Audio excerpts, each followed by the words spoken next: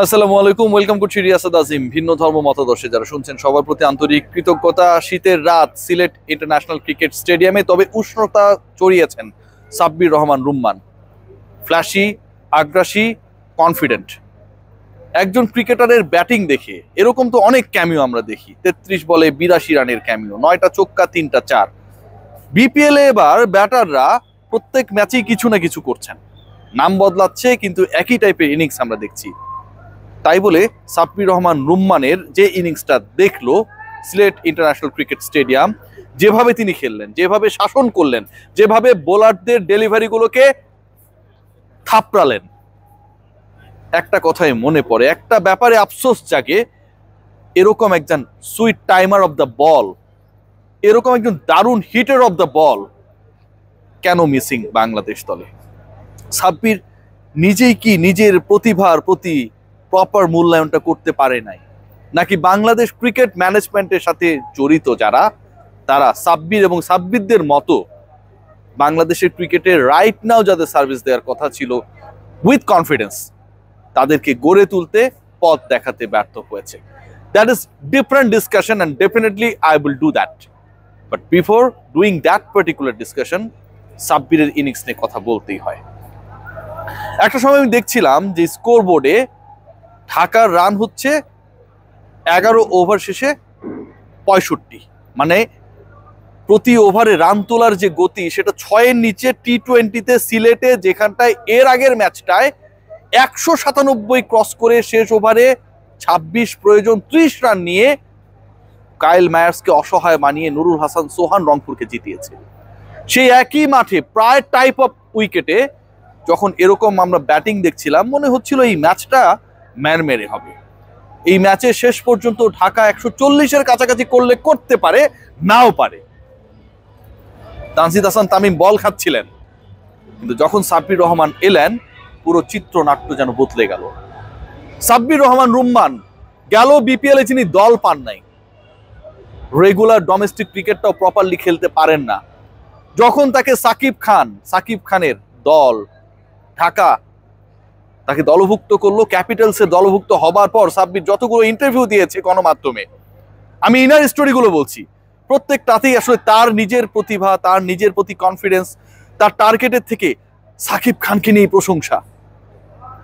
সাব্বিরের আকুতি সেই প্রশংসার পেছনে ছিল আমাকে একটু খেলার সুযোগ দিয়েন। এই প্রশংসার পেছনের গল্পটা সাব্বিরের সেই আকুতি, আমাকে একটু খেলার সুযোগ দিয়েন। সেই সাব্বির প্রথম 3 ম্যাচে সুযোগ পেলেন না, 11-এই থাকলেন না। এরপর যখন সমালোচনা হয় কেন সাব্বিরকে রাখা হয় না, ঢাকা প্রত্যেকটা ম্যাচে হারছে, আমি কন্টেন্ট ক্রিয়েট করেছিলাম এবং সাব্বিরের সাথে এনে আমার কথাও হয়েছে। স্টোরি বলছি আপনাদেরকে। পরের ম্যাচে সাব্বির দলে, সাব্বির 1 রান করে ফিরে গেলেন, 1 রানে ফিরে গেলেন সাব্বির। হাহা রিয়েক্টের বন্যা প্রত্যেকটা কার্ডে, বিভিন্ন অনলাইন পোর্টালে। আবারও সাব্বিরকে সুযোগ দেয়া হলো। যে সাব্বিরকে ইনডিসিপ্লিন বলা হয়েছিল, সেই সাব্বির সিলেটে যখন এবারের বিপিএল এ দ্বিতীয় ম্যাচ খেলতে নামলেন, তখন তার দল ধুকছে। যখন 120 হওয়া 130 হওয়া নিয়ে সংশয়, তখন 177 করলো সেই দলটা, অপরাজিত সাব্বির রহমান। 33 বলে 82 শুধু করেন নাই, ঢাকার যে রান 177 এবং সাব্বিরের অবদান 82, পার্সেন্টেজ করলে 47% রান। ঢাকা যে রানটা করেছে তার 47% রান করেছেন তিনি, একলা, অপরাজিত থেকেছেন। আজকের দিনের সবচেয়ে বড় আক্ষেপের নাম হতে পারে যে সাব্বির যদি আর কিছু বল পেতেন, 33টা বলের জায়গায় যদি 40টা বল পেতেন, তিনি হয়তো শতকটাও হাঁকাতে পারতেন। 33 বলের জায়গায় 40 বল পেতেন। কত শতাংশ বল খেলেছেন? 50% রানস করেছেন ঢাকার হয়ে। 120 বলের মধ্যে 33টা বল খেলেছেন। বল খেলার হার তার ভাগ্যে জুটেছে মাত্র 27% বল। 27% বল খেলে দলের 47% রান করেছেন। 6 যখন মারছিলেন, কি অসাধারণ না একটা timing! Of side, leg side, যে কোনো জায়গা দিয়ে সাব্বিরের কাছে বল আসা মানেই বোলারদের অসহায়ত্ব। খেয়াল করে দেখবেন আরাফাত সানিকে 1 ওভারে 23 নিয়েছেন, 3টা ছক্কা টানা, 1-4, একটা সিঙ্গেল। আরাফাত সানি দিক বিদিক শূন্য অবস্থায় তখন আলিস আল ইসলাম বোলিং করতে আসলেন। আলিস যখন বোলিং এ আসলেন, পুরো ম্যাচে আরো ইন্টারেস্টিং পার্ট, সাব্বির যখন স্ট্রাইকে পরের বলটা খেলবেন, আলিস গিয়ে তাকে ডস দেওয়ার চেষ্টা করলেন, বল করলেন না, করতে গিয়েও করলেন না। সাব্বিরের কনসেন্ট্রেশন নষ্ট করার জন্য আলিস যেটা করলেন, পরের বলে ঠিক পরের বলটা যেটা আলিস করার জন্যই গেছেন সেটাতে সাব্বির সরে দাঁড়ালেন, তিনি খেললেন না। এই যে টেম্পারমেন্ট, এই যে অ্যাটিটিউড, এই যে গাটস, 6-4-এর হিসাব তো অন্য। যে ছেলেটা গত বিপিএল খেলেনি, যে ছেলেটা বিপিএল এ একটা ম্যাচ খেলার জন্য সাকিব খান করলো, 3টা ম্যাচে ড্রপ থাকলো, সেই ছেলেটার মাঠে নেমে 22 গজে যে গাটস, বাংলাদেশের ক্রিকেটে এটাই যেন মিসিং। ওই যে শুরুতে বললাম যে সাব্বিররা কেন হারিয়ে যায়, এই গাটসি ক্রিকেটাররা, sweet timer, sweet hitter of the বলসরা কেন হারিয়ে যায়, সেই গল্পটা করতে গিয়ে, সেই গল্পটা বুনতে গিয়ে, কাটতে গিয়ে আমরা ক্রিকেটারদের দায়ী করি। ডিসিপ্লিনারি ইস্যু থেকে শুরু করে তাদের ব্যক্তি জীবন, নানা ইস্যু সামনে আসে।